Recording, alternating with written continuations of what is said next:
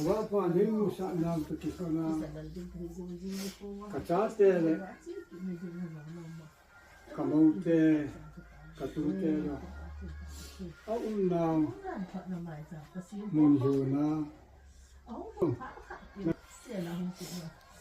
Gali, din katakayong ako ikin.